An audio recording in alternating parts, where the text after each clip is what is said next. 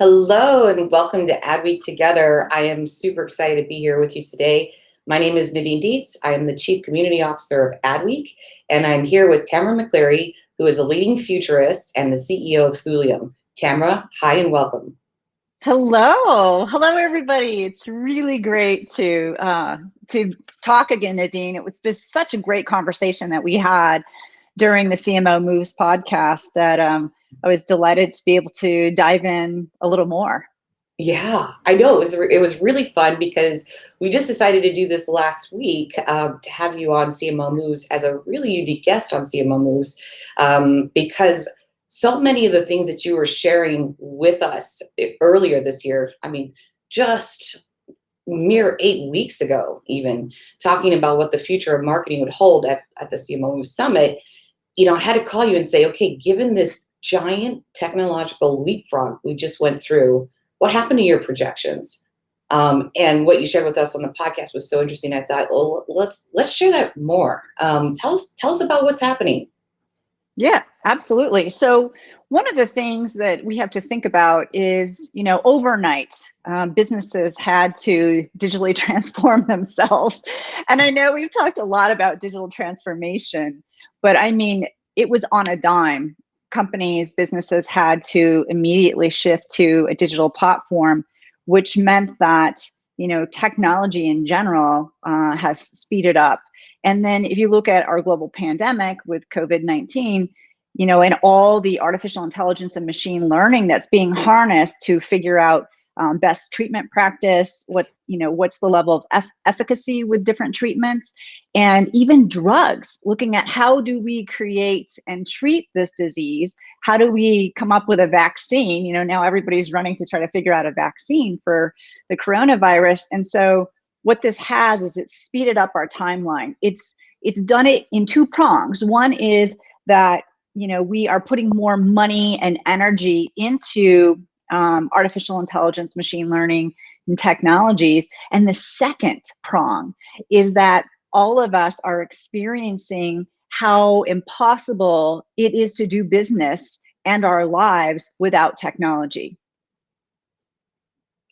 Yeah, absolutely. And wow, have we been through a whirlwind, as you said, in the past few weeks for so many reasons. And all of us are experiencing this in different ways, right? But one thing that's really been interesting is that we're all in it together. And I think that's why this is appropriately called Adweek Together, because we're all having to work from home. And with that, we've experienced sort of like the immediate kind of bumbling around, do we have the right bandwidth? Do we have the right plug? Do we have a microphone? Do we have a desk lamp? Do we, all the things about working from home that we're discovering. But in the background, things have been accelerating. Things that we thought were 5, 6, 10 years from now are now 2, 3, 5 years from now. So you had this really cool chart, and I was hoping that we could show it. And this was the chart you presented just a mere 8 weeks ago, and yet this whole timeline has accelerated. Tell us a little bit about these jumps along the way, and blow our minds a little bit, because every time I hear you talk about this, I'm always like, holy cow, is that really going to happen? And yeah, I think it might, right? Oh, absolutely. And I think it's interesting that you look at, 2020, where we're harnessing technology to market to human beings, right? So machines marketing to humans. So think about, all of the different MarTech tools that we have now. And we think about, how we're, harnessing artificial intelligence and machine learning pieces to get our message out to the right person at the right time. And create those, immersive experiences, those relevant experiences with, with our target market. And so we are definitely in the machine marketing to humans phase, but these jumps that you're talking about, we're moving now to, we talk about personalization and marketing, but now it's a hyper personalization. And the reason we can get so hyper personalized is because the technology is much more exquisite now with artificial intelligence to be able to pick up on the nuances that we need to be able to create that feeling of personalization for our customers. And in 2022, this is where I was talking about machines are going to be marketing to machines. And we can circle back to this in a minute, but I like to say to everybody, who has, a device at home that is actually able to do things for them, this little personal digital assistant. And when we come back to it, these are going to get more exquisite. And as they do, we're going to rely on them more and more and actually become quite dependent on them. How many of us are already dependent on this, right? I mean, you can't leave the house without this, right? You need it. So we're dependent. And just as we're so dependent on that, we're going to become very dependent on our digital assistants. And that'll be key when we look at what marketers are going to need to do to be able to make sure their products and services are represented when our digital assistants are managing that for us. And then artificial intelligence, that next piece on that timeline, AI has been around a very long time. So it's not that AI is so new. What's new is that as we begin to have greater computing capacity, we can do more and more things. And when we look at this move to 5G, and we're going to have increased speeds, decreased latency periods, we're going to be able to have that next up leveling in technology because we will have the ability to do that. And so the artificial intelligence will become much more exquisite than what we've been used to. That personalized voice assistant, how many of us don't want someone to handle all the things that we don't necessarily want to do, right? Gosh, wouldn't it be great if you could just have your personal digital assistant handle your email for you? I'm in, sign me up, right? Yeah, me too. So, think about all the tasky things you do, all the minutia that you're involved in daily, that you would be glad to hand over to a digital assistant. And so we're going to see voice, so vocal interfaces become, much more utilized versus, we're still doing a lot of manipulation currently, but we're going to be able to do less and less and more with voice. And then that plays totally into why augmented reality will be much different than what we see today. And in fact, I talked about at the summit about the augmented reality, the AR contact lenses that you would wear, and that these lenses would connect you into everything. And as I shared on our podcast, that the one thing that's held us back from having these AR lenses today is battery, because currently, look, how long does your battery really actually last, right? And so just imagine how much energy is pulled just in your cell phone. Your battery doesn't last very long, and you couldn't have an actual physical battery attached. It'd be a little cumbersome to have it attached to you if you're wearing those lenses. So when we harness things like solar and other possibilities to be able to power these AR lenses, that's when we're going to see those, distributed and people using them. And that's going to be huge for marketers, because can you imagine what you're going to be able to do to reach your customers and your prospects with these AR lenses? So for instance, an example would be, someone's, went for a jog, they're walking back and they're passing by a store. And because these AR lenses are connected in, the store they're passing by can offer up what they have, because I was going to say, when you look at machine intelligence and this hyper personalization, this ties in here, because you'll know that this particular individual loves a certain kind of beverage. And I won't make the mistake again of naming an actual beverage, but I don't want to put any product placements out there. But so your favorite beverage comes into your view, and not only does it come into your view, but you can hear the fizz and the sizzle and the pop of a can, and you are totally taken by your senses because you can taste it, you can feel it, you can smell it, and you want to buy it because you're all in now. So now the store just got you to make a purchase. So these AR mobile lenses are pretty phenomenal. And I think that, now that we are speeding up the timeline, this is something that we're going to be looking at. And marketers are going to have to look at these new ways to reach their target markets. The tactile internet I've talked about, that tactile internet is, I don't know if you've ever played an augmented reality or virtual reality game. We play, our kids like to play them. And so we've played before. And the one thing that's missing right now is when you have that headset on and, there's a game that we have with our kids where you can cook something and there's a fridge and there's your stove. And when you go to grab the eggs out of the fridge, you can see the eggs, but you can't feel that carton. And so you're watching the screen and you see yourself picking up an egg, but it's pretty obvious that you're wearing this bulky headset and that you're definitely playing in a game. Imagine with the tactile internet that you will feel that carton. You'll be able to open it and feel it open and grab one of those eggs and crack it and put it into a pan. And when you have the tactile internet, when you were immersed that way, I think it'll be really interesting to see how hard it will be to distinguish between being in an augmented setting and being, not in one, because you're going to have those senses enhanced and you will feel that. And you can stop me here if you want me to, Nadine, but I also, I think we're all living into the limitations of virtual conferences, right? And video conferencing. It's still, look at what we're doing right now. We still feel separate. We're together, and those of you that are joining us and listening, you're with us, but we're still separate.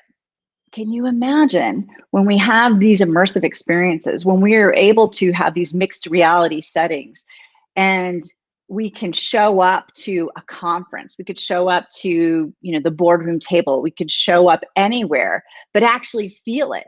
So we'll see it. We won't actually be there, but it will feel like we're there because we can feel the chair, we can feel the table, we can see each other. And I think one of the things you really liked, Nadine, as I said, we can also show up with an avatar. So we don't actually have to take time to get ready because we can pick what we want to look like and be there in that mixed reality setting to, have, this virtual conference, these virtual meetings. Yeah. So I definitely want my own avatar for sure. And I've been thinking about what that would be ever since you said that. So like, let's get to then, that final step in that trajectory that you were talking about, which was the moment where I think y'all said, whoa, and that is marketing to not just machines, but to augmented humans. And I saw somebody made a comment earlier, like, I feel like we're living in an augmented world already. And I think that was your point. We are augmented because we're augmented by our phones, but that's an external outlet. What's it going to look like? And oh, by the way, a reminder for everybody who's tuning in, this was the old projections. All of these timelines have now been cut dramatically. So we're going to come back with a restatement, but this is accelerated as a result of the technological leapfrog we just went through. So tell us what it means to be an augmented human race. And that is coming down the pipe very fast. Yeah, and the one thing I wanted to ask everybody out there is that if you have the ability to receive, say, a neural implant that would make it possible for you to never forget anything, if you were losing your memory or you had a family member who suffers from dementia or some sort of head trauma where they're having difficulty with, accessing their memory, if you could help them to keep those memories, if you could stay sharp yourself, regardless of age or injury, would you accept that neural implant? So how many of you would accept? And when I did this at the summit, Nadine, you have to tell them, how many people decided they wanted to have this neural implant? So I think it was exactly half and half. Half the room raised their hand that they wanted to be augmented because of all the other benefits that come along with that. And the other half were scared to death. I now know what my answer will be because I also got scared to death, but I'll let you finish what happens next. Well, what happens is when I'm speaking all around the world and I bring up this topic and people raise their hands in an actual audience, I tell those that have not raised their hands, the ones that don't want it, to look around the room. Because as soon as one person does, you have to. You're not going to have a choice. How will you compete in the workplace if those around you are augmented and have, I mean, think about this. If you're directly hardwired into the internet, you have, I mean, we're already searching for answers all the time, right? And to your point, Nadine, it's external right now. Imagine if you no longer have the question because the answer is right there immediately, you can find it. You will have a super intelligence at that point, access to the direct to the internet. So you have kind of this omniscience, right? You have the ability to know these things. Now, how are you going to compete if you're not augmented and the people around you are? So the one thing I do talk about is that we will have a huge divide in a new race of human beings. So we'll have those that are augmented and those that are not. And so the disparity, between those haves and haves nots will grow if you think about this, right? Because not everybody will be able to even afford to be augmented, right? So it's a really interesting social science type of, we could go really philosophical and jump into that. But I mean, the point here is that, you will never be able to keep up if you don't. So with that, you just don't have the ability to have a choice, right? And I told you, my son was like, I have a 19-year-old. He's like, Mom, make it stop. I don't want that to happen. And I was just, laughing like, wow, I wish I was that powerful. But unfortunately, it's already out. I mean, I always say the genie's out of the bottle. You can't stuff it back in. And we are on this trajectory. That's where we're headed. Yeah. Wow, amazing. And it's interesting. I've seen some of the comments scrolling here, Frankenstein and a number of things. So that's really funny there, Paul. That's what I was thinking too, which is why I said no. And then Tamara, you went on to explain that it's not like we're cutting people's bodies open and putting in, No. like Terminator power. This could be small little nanotechnology in the hair follicles to help you figure out, that's like your online Google Maps. It's live and you always know where you're going, right? That's kind of crazy. Exactly. Like I was saying, you are navigation at this point, right? So it isn't, I mean, people think of that future of like a cyborg, but we already have cyborgs. If your definition of a cyborg is part machine, part human, well, we already are there. And the one thing I always say is that, we have already been assimilated. Resistance is futile. So. Wow, cool. Well, listen. I know we're coming close to we have like 2 more minutes left. So let's come back to the beginning. There's another slide you had, and we'll just keep it on for just a minute. But just to show the magnitude of speed, the rate of change. Tell us real quickly what this is, and then we'll wrap it up for the day.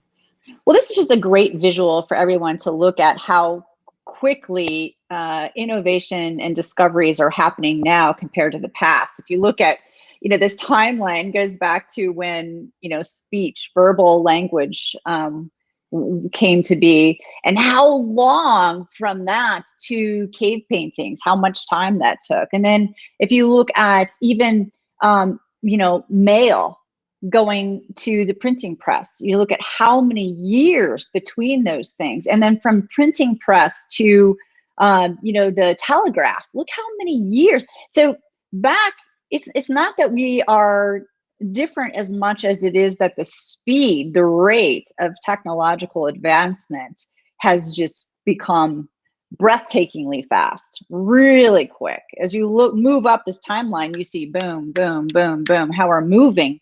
And so this is why I say, this global pandemic has forced people to really realize how much they rely on technology to do business, to communicate, to, keep ourselves safe, and how much we need machines to take over some of the things that are really dangerous for human beings, such as viruses.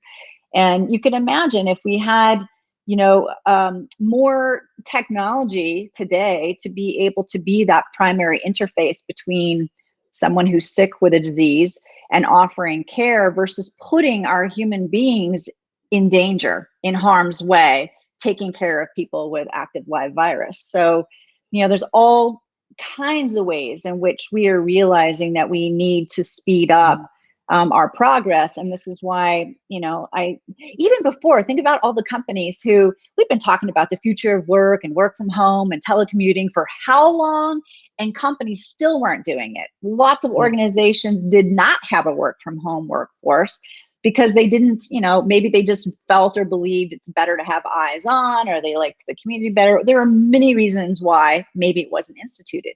But now that you have everybody working from home and they're experiencing it and they're getting their work done and they're organizing with their teams, I think we're never, ever going to go back to pre-coronavirus times. We are shifted, we are changed. It's been a grand experiment for companies to have a work from home workforce, and we are living into this future of work today. Yeah. Wow. Okay. Wow. So much to think about. As we wrapped up the podcast, I want to do the same thing here really quick, because I think it's a really important reminder to everybody who's tuning in today that, many of you may have already heard of him. And if you haven't, I encourage you to look up who it is. But Klaus Schwab is the founder and chairman of the World Economic Forum. And about 4 or 5 years ago, he put out a call to action for responsive and responsible leadership. And I found his writings and that letter of intent to be so important for humanity, because it was a reminder that despite the rapid rate of technology today, we as leaders have to make sure that we're using technology in a way that will actually uplift humanity and promote the best parts of humanity, and to use it in the spirit of serving humanity. And there's a lot more to be said on that. That's a whole nother session, but I just want to make sure I put that little reminder out there. And if you need links, we could certainly provide you to some of his writings. And they're just really, really powerful. They make you stop and think, okay, how do we harness the power for the greater good? So with that, Tamara, I wanted to say thank you for blowing our minds again. I really appreciate it. And we will have you back very soon so we can talk about the new timeline as it continues to accelerate. And a small teaser for tomorrow, everybody, so you know who's coming up next. A good friend of mine on the Adweek team, Nick Gardner. He's our host of our Gen CEO podcast. And also Jacob Pace. They'll be talking about the impact to Gen Z. So thank you very much, and have a great day. Thanks, everyone.